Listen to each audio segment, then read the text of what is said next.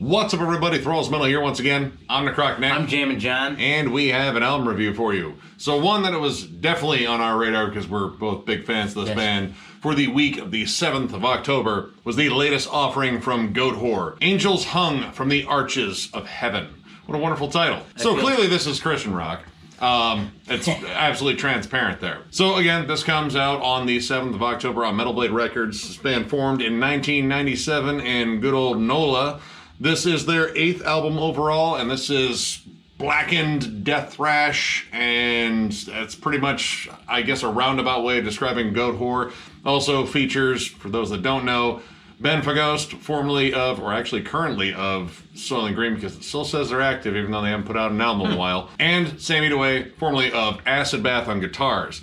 This duo has been pretty much ripping up shit for a while now in the course of 8 albums, and after hearing the lead-off single, Born of Satan's Flesh, I was excited, and I apparently had great reason to be excited because this album flat out rips. Yeah, this album pretty much is just a non-stop fury of punches to the throat. We jammed it twice, and it was even better the second time around, and it really whooped ass the first time around, so. It is a relentless listen for the most part on here. Now, their last album, Vengeful Ascension, I thought they embraced a little bit more atmosphere in that, and granted, it still had their token punch of just fast, gnarly, evil-sounding songs, but there was a little bit more melody and atmosphere to it, and that does show up on here, but this definitely comes off as a more aggressive, just gnarly album from start to finish. Yes. Pretty much the run of tracks from Death from Above all the way to Voracious Blood Fixation is a non-stop pit-churning affair. D-beat driven. Sammy's guitar work on here is some of his most vicious. I agree. It's top notch. Well, I know Sammy is capable of writing really nasty, heavy riffs. Every song is one awesome riff after another, and his guitar tone is ugh. Even when he gets like the chugs, dude, it's so well pronounced and gritty and filthy. And there's definitely some reasons for that. One, the fact that both Ben and Sammy are rooted in the sludge scene, and Sammy has not abandoned any of that sludgy grit on his guitar. It actually kind of makes Goatwhore stand out in a bunch of like blackened thrash or blackened death metal bands, and the fact that it has that sort of sludgy, chunky sound versus like kind of more gainy black metal sound, or even like a more chunkified death metal tone. Like, it is kind of unique. And the other is the production on here, which we had both Jared Pritchard and Kurt Ballou contributing in terms of the mix of this, and it is mixed to be absolutely snarling. Like, you can definitely tell, especially in the drum production, that this is a Kurt Ballou blessed sort of sound here. It's just monstrous. Everything is very thick and very pronounced, but the levels on here are great. Ben's vocals have always been one of my favorite things about Goatwhore. And man, he delivers a vicious vocal performance. But the really cool thing is he kind of embraces more deep vocals on here. Yep, there's a lot of death growls, which you don't typically hear an overwhelming amount in most Goatwhore records. He typically has that kind of mid-range to high register. I would call even his death growls in Born of Satan's Flesh reminded me a lot of Sven from Aborted. Yeah, well pronounced. And just another like level there because he's got his well pronounced sort of like mid-range growl where again everything's well enunciated so you can hear all the fun blasphemous stuff that he's saying, and then playing off of Sammy, who does his blackened shrieks as well to complement it. The vocal dynamics I think on this kind of stand out a little bit more from other Goatwhore albums, just because I think the low growls are used much more effectively and I think more often. Now, another thing, because we could talk about production all day long, but I want to talk about lead work. Oh my God. And while Sammy's leads are typically great, they have a lot more feeling in here and a lot more dynamic. You get a lot of like atonal things, a lot of very like shreddy but clean tone still things. He finds pretty much the right sound for each song. And I think there is a little bit of that atmospheric stuff from the last album still kind of on here, especially in the title track and the bestowal of Abomination. These song titles are fucking awesome, but Goatwhore song titles are generally pretty fucking awesome. But those actually kind of embrace a little bit more of the cold black metal. There's not necessarily solos as much as there are like really atmospheric lead sections, like dreary tremolos that kind of make the song sound a little bit haunting. But you have that kind of pivoting back and forth between their token flat out fucking aggression. And I don't know, it just makes for like a really interesting listen. Like it's not just that full force primal thing, like there's really cool nuances in them. Like in the song Weight of a Soulless Heart. This is particularly dark in melody. It actually reminded me a lot of like Revocation meets a Blackened Mastodon. It's there. I 100% hear it. The interesting crawling atonal dissonant riffs. Yep. There's a certain amount of like creepy atmosphere to it. Groovy as fuck, downright chuggy. And chuggy riffs, of course, are all over this because it is Goatwhore, but it is kind of cool to see them kind of pivot from like, you know, thrashy chuggy to death metal chuggy. The Devil's Warlords especially has a more death metal bite to it. But again, this whole middle section, Death from Above, Ruinous Liturgy, Victory is the Lightning of Destruction, and Voracious Blood Fixation. Holy shit, these songs are pit-churning fucking monsters. Like, if they play these songs live at a venue, I hope the venue's insurance is paid up. Yep. Watch out. Of course, you know, we will be old and standing back. Oh, yeah. But, I mean, I foresee broken limbs and teeth. Yep. Are these your teeth, sir? Right. Like, no, I stayed out of it. That's that guy that's clearly bleeding from the mouth. Yes. And something that's kind of been a part of their sound, but I think kind of played up a little bit more on this is punk and hardcore. Especially on songs like, again, Ruinous Liturgy and the short but furious banger, Nile. Yes. Oh my god, that song just has a lot of punk energy to it, but it's kind of like hardcore-ish. It kind of sounds like one of those quick, vicious songs you'd hear from a band like Misery Index, albeit with like more, you know, blackened atmosphere to it. That song in particular has one of the nastiest breakdowns on the entire album too. Like that groove hits and you get a triplet chug breakdown and it's crushing. And this album is flat out relentless anyway. Like the speed and aggression behind it is what really drives it. Sammy's guitar work, the drum work on here is nonstop. There are no fucking breaks. Yeah, nothing. The only break in the album really is the intro where there are no drums, but that's it. Which I didn't get a chance to bitch about it from the start, but I'm gonna bitch about it now. It's Halloween noises and groans and whatever. Yeah. But honestly, when you get down to the bulk of the album, you kind of forget there even was an intro. Like, I think we skipped it the second time around. Yeah, I didn't even play it the second time around because, that's an intro. It's an intro. It's a typical intro. That Everyone knows I love intros. They're my favorite he fucking loves them. thing. He goes to sleep with them in his ear. I have compilations of all intros, and they're amazing. Yep. He plays them in the car every time we go to a show. It's just hours of... Lock the doors, crank the heat in the summer, and listen to intros because I hate myself. Yep. That's when I fart in his car the most, is when the windows are up and the heat is on, because that's how much I care about him. Misery loves company. Yep. But the real gem on this album, and I think Nick and I both agree, is the last track, And I Was Delivered from the Wound of Perdition.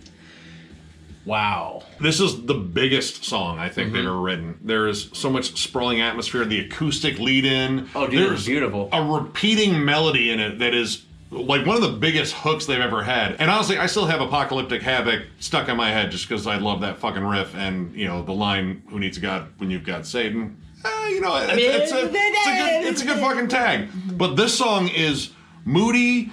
There's so much, like, just great atmosphere and the riffs and melodies. Like, this is one of the most melodic songs they've ever done, but it is still just brimming with all that darkness. And for the most part, this is the slowest paced song on the record. It's pretty much got almost like a swingy just stomp to it. Yeah, up until like the last flurry at the end where it just goes full bore black metal and pivoting between black metal and just like Slayer aggression. And I like the way that this actually surprised me. Like, this definitely has everything that I love about Goatwhore, but there's a lot of extra stuff on here that I think really stood out.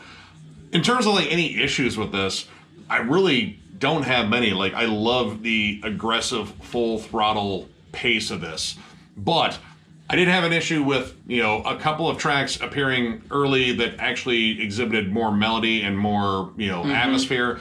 And then pretty much again, that run from Death from Above all the way to Voracious Blood Fixation, it kind of stays the same, but it's one of those good sames. Like, the pulse stays up, it plateaus like at a really high point. You're like, just fuck it, keep going. Like, yeah, it's just all that D-beat energy.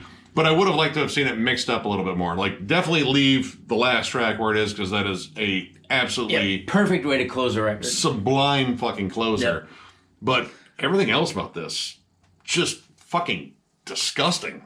So needless to say, we like this, and I'm going to go ahead and give it a solid 4. It was bordering on a 4.5 because I was having so much fun listening to this, but I think 4 is a good fucking rating for this, and there's no way in hell I think this will get lower. This is just pretty much what Goatwhore does, but I think just a little bit more grand. And surprisingly, somehow they found a way to be even more vicious, because I think this is up there with their heaviest albums too. The giant melodic hooks at the end and that last track, which has a ridiculously long title, it's just absolutely amazing to hear them really push themselves in that direction, but still retain all the evil and just kind of everything you want out of Goatwhore in general. I think it's that plus just the unrelenting aggression on here. Like, this is just a beast of an album. There's, again, no breaks on it, and it's just pure evil fucking fun. If you have not jammed Goatwhore before, this would not be a bad place to start. No, I think actually this would be a perfect place to start. I mean, get ready. You're going to get fucking clubbed over the fucking head with, you know, probably a giant upside down cross. But yeah, this might be a good launching point in terms of any new fans for this. But I would definitely recommend a bunch of their other albums as well. This is flat out fantastic. Holy shit. Welcome back, Goatwhore. It has been a little bit. And yeah, dude, you guys served up a fucking nice blasphemous fucking platter here, and I love it. I think it's safe to say you can watch us both kind of gush about this album. It was a real treat. It was actually more than I was expecting, and the bar was already set pretty high. I like Goatwhore. You know, we've been fans of Goatwhore for a very long time. I've seen Goatwhore, I don't know, at least four or five times, somewhere in there. Always a good time anyway, but I'm also at a 4, and again, it's one of those 4s that could be more, but I think I'm comfortable with a 4. Killer album from start to finish. And when we say this record is aggressive, Goatwhore's aggressive anyway, but this was like super aggressive. Like, everything just sounded heavier than everything else, but in a good way. Very adventurous riffs. Everything was landed well. The transitions were perfect. It's a little bit darker more than usual. Having that additional atmosphere brought into the record really brought on just kind of a tasty dynamic that, you know, they were flirting with and you've been seeing appear in Goatwhore, but it's kind of like they refined it a little bit more. Let me say, the last song is indeed almost to epic proportions. It's quite possibly one of the best things that Goatwhore has ever written, and I don't think many people will argue that. So yeah, it's fun, it's adventurous, it's definitely a good time. You won't stop moving and grooving, much like Nick said. If you've never jammed these guys, this is not a terrible place to start. It was a really good offering. It surprised me in all the best ways possible. So, fuck yeah. Play it on a Sunday while not going to church. That's probably the best way to handle it. Or play it on the way to church. Maybe it just will prep you for... Yeah, don't... Play it at church. Look, when I was a kid and went to church, I wore headphones and tucked inside my suit coat and listened to Cypress Hill. Black Sunday. Black Sunday. It's not sacrilege. It's just Sunday was a little dark. So, if you enjoyed this review, give it a thumbs up. And if you're new to the channel, subscribe, because we do stuff like this all the time. We are also on Patreon. If you'd like to help us out there, there's a link down below to thrallsmetal.com, where you can actually find our link to Patreon. But while you're there, you can actually check out our shop. We have t-shirts for sale. We will have other stuff like hats eventually. Maybe grenades. Maybe grenades. See, they're saying maybe to it, and that's practically a yes. So, guess what? Y'all are getting fucking grenades, and they can't tell me no at this point. No, well, something. Thank you so much, John. And there's also like audio episodes for our videos. If you just want to hear us and not look at us, don't blame me there. I get it. And of course, thank you all so much for liking, subscribing, following, all that stuff. It's been, again, an amazing run, and I always run out of shit to say here, so it just gets weird and awkward. Yeah, it keeps getting more amazing. I am so honored to watch this channel grow and to be a part of this, and, you know, we couldn't do it without you guys. Well, we'd still jam albums anyway. You know, I don't want to go back to just reviewing albums between the two of us, because The fuck fun is that? Yeah, thank you all for tuning in, liking, subscribing, commenting, being a part of things, joining us on live streams, you know. The cool thing about Thralls Metal to me is it's becoming more of a community than it is anything else. We've built this kind of amazing little community that you guys are all a part of. Thank you so much. Thank you especially. You know who you are. Not you with your hand up. Not you. That you back. I see you. I see you. The dude with the half a mustache. What did you do? Why did you? This is weird. Anyway, thank you all once again, and we will catch you later.